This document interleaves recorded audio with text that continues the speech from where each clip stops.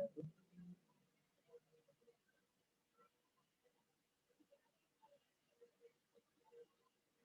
جی السلام علیکم ورحمۃ اللہ وبرکاتہ.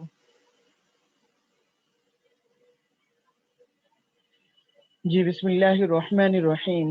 امید ہے آپ سب آواز صاف آ رہی ہوگی.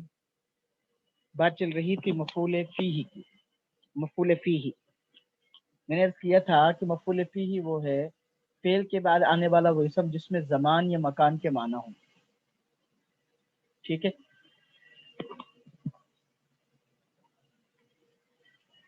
اچھا جی، اب ہم نے مثالوں سے سمجھنا ہے. سمت شہرن، میں نے ایک مہینے تک روزہ رکھا. اب یہاں پر شہرن وقت کے معنی دے رہا، وقت کے، اس لیے یہ پہچان ہے اس مفعول فیہ کی کہ وقت کا معنی دے. میں نے ایک مہینے روزے رکھے، سمت فعل بفاعل، شہرن مفعول فیہ، جو فعل اپنے فاعل اور مفعول فیہ سے مل کے جملہ فعل یا خبر ہوا. سافرت سنتن، میں نے ایک سال سفر کیا. اب دیکھیں سنتن، جی یہ کون سا معنی ادا کر رہا ہے؟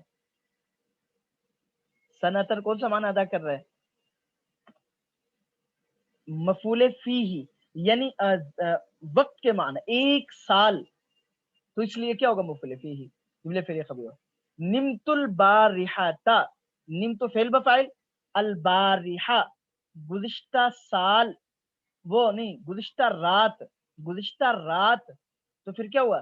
یعنی وقت کا معنی دے رہا ہے. تو نمت فعل بفاعل، البارحۃ مفعول فیہ، فعل اپنے فاعل اور مفعول فیہ سے مل کر جملہ فعلیہ خبریہ ہوا. اب یہ تینوں زمان کے معنی تھے ان میں، شہر مہینہ، سنہ سال، بارحہ گزشتہ رات.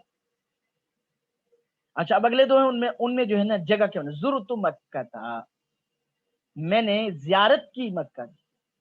اب مکہ کیا جگہ کا نام ہے، اس لیے کیا ہوگا مفعول فیہ. زرت فعل بفاعل، مکہ تھا مفعول فیہ، فعل میں فاعل مفعول فیہ سے جملہ فعلیہ خبری ہوا. اس طرح زرت مدینہ تھا، میں نے مدینہ دیکھا. جی زرت فعل بفاعل، مدینہ مفعول فیہ، فعل اپنے فاعل اور مفعول فیہ سے جملہ فعلیہ خبری ہوا. تو ذہن میں رکھیے گا کہ جہاں پر زمان یا مکان کے معنی ہوں وہ مفعول فیہ ہوگا. اور جیسے میں نے آپ کو بتایا کچھ الفاظ ایسے ہوتے ہیں جو ہمیشہ مفعول فیہ کی آپ مثال بنا سکتے ہیں. قمت خلفک، میں آپ کے پیچھے کھڑی ہوئی. اچھا قمت فعل بفاعل، خلف مضاف کا مضاف مضاف مفعول فیہ. قمت فعل خلف مضاف، قمت فعل بفاعل، خلف مضاف کاف ضمیر مضاف الیہ، مضاف مضاف الیہ مل کر مفعول فیہ. میں آپ کے پیچھے کھڑی ہوئی.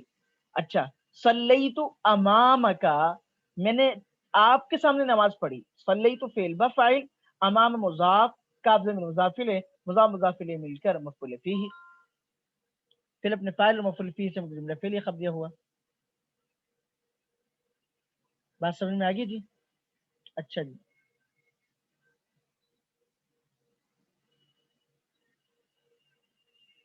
اچھا اب دیکھیے گا، اس کے علاوہ اس کے بعد فوق ہے، فوق تو سائد تو فوق السطح، میں چڑھا چھت کے اوپر. سائد تو فعل بفاعل اور فوق مضاف، السطح مضاف الیہ، مضاف مضاف الیہ مل کر مفعول فیہ. پھر اپنے فاعل اور مفعول فیہ سے مل کر جملہ فعلیہ خبریہ ہوا. جی جلست تحت الشجرۃ، میں درخت کے نیچے بیٹھا. جی تو جلست فعل بفاعل، تحت مضاف، الشجر مضاف الیہ، مضاف مضاف الیہ مل کر مفعول فیہ. فعل اپنے فاعل اور مفعول فیہ سے مل کر جملہ فعلیہ خبریہ ہوا. اب دیکھیں تحت کا معنی نیچے، جگہ کا معنی. اچھا جی جی ذهبت بعدک، یا جی تو میں آپ کے بعد گیا. تو ذهبت تو فعل بفاعل، بعد مضاف کا ضمیر مضاف الیہ، مضاف مضاف الیہ مل کر مفعول فیہ. زرت قبلک، زرت فعل بفاعل، قبل مضاف کا ضمیر مضاف الیہ، مضاف مضاف الیہ مل کر مفعول فیہ. پھر اپنے فاعل اور مفعول فیہ سے مل کر جملہ فعلیہ خبریہ ہوا. تو بات سمجھ میں آ رہی ہے جی؟ جہاں پر زمان یا مکان کے معنی ہوں وہ جو ہے نا وہ وہاں پر جو اسم ہوگا فعل کے بعد آنے والا وہ مفعول فیہ ہوگا. ٹھیک ہے. اس کو یہ الحمدللہ امید ہے آپ لوگوں کی سمجھ میں آ گئی ہوگی آپ سب کی. اب ہم دوسرا مفعول کرتے ہیں, مفعول لہو. مفعول لہو یہ اس کا استعمال کم ہے, اس لیے اس کی پہچان بھی ذرا معنی سے غور کر کے ہوتی ہے. مثلا جہاں پر فعل کے بعد آنے والے اسم میں غرض اور سبب کے معنی پائے جائیں مفعول لہو ہوگا, کہ بھئی یہ کام میں نے اس غرض سے کیا. ٹھیک ہے. تو اس کو دوسرے انداز میں کلمہ اسم جس کے سبب سے فعل واقع ہے. جیسے اس کی مثال دیتے ہیں, جیسے دیکھیں ضربتہ تادیبا, ہو کو چھوڑ دیں ابھی. ٹھیک ہے جی. ضربتو تادیبا میں نے مارا ادب سکھانے کے لیے, تاکہ ہو کو پھر ہم جب آگے مفعول بھی میں کریں گے پھر کریں گے. تو میں نے مارا ادب سکھانے کی غرض سے. ضرب تو فعل بفعل تادیبا مفعول لہو, کیونکہ غرض کے معنی پائے جا رہے ہیں. اکلتو شبعن, یہ عین ہے, ہاں لکھا ہوا ہے, اس کو درست کر لیجئے گا. شبعن میں نے پیٹ بھرنے کی غرض سے کھانا کھایا. ٹھیک ہے. تو یہ کیا ہے, اکل تو فعل بفعل, شبعن مفعول لہو, فعل بفعل مفعول لہو سے جملہ فعلیہ خبریہ ہو. اچھا. ذهبت الى البستان تفریحا, ذهبت قدمت زیارتن, میں آیا زیارت کرنے کی غرض سے. قدمت فعل بفعل, زیارتن غرض کے معنی. تو ذهبت الى البستان تفریحا, میں باغ کی طرف گیا راحت حاصل کرنے کے لیے, تفریح کے لیے. قمت اکراما, میں اکرام کی غرض سے کھڑا ہوا. تو اس کو دوبارہ دیکھ لیجئے کہ بھئی جس میں سبب اور غرض کے معنی ہوں تو مفعول لہو ہوگا, اور جس میں جی تو اس کی مثالیں میں نے آپ کو دے دی. اور جس میں واو ہو, ماں کے معنی مفعول ماں ہو, اور جہاں پر جی زمان یا مکان کے معنی ہوں وہ مفعول لہو, وہ مفعول فیہ. تو تین مفعول جو ہے نا ہم نے کر لیے. چوتھا مفعول مفعول مطلق, اس کو بھی میں نے آپ سے عرض کر دیا تھا کہ جس وہ فعل کے بعد آنے والا اسم مصدر ہو, اور وہ مصدر اسی فعل کا مادے سے ہو کم از کم, یا فعل کے مادے سے عام طور پر, یا کم از کم اسی فعل کا معنی میں ہو, تو مفعول مطلق ہوگا. تو آج کا ہمارا جو اہم سبق تھا وہ تھا مفعول فیہ. تو اس کو ہم جتنا بھی ہم مثالوں سے کر لیں, جتنی بھی ہم مثالوں میں دیکھ لیں, ہم جہاں پر زمان یا مکان کے معنی پائے جائیں گے وہ مفعول فیہ ہوگا.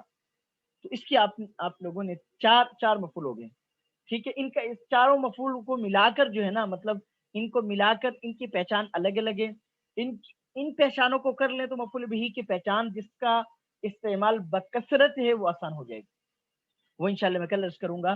اس کی آپ لوگوں نے مشق کرنی. مفعول فیہ کی مثالیں میں نے آپ کو کرا دی جی. ٹھیک ہے.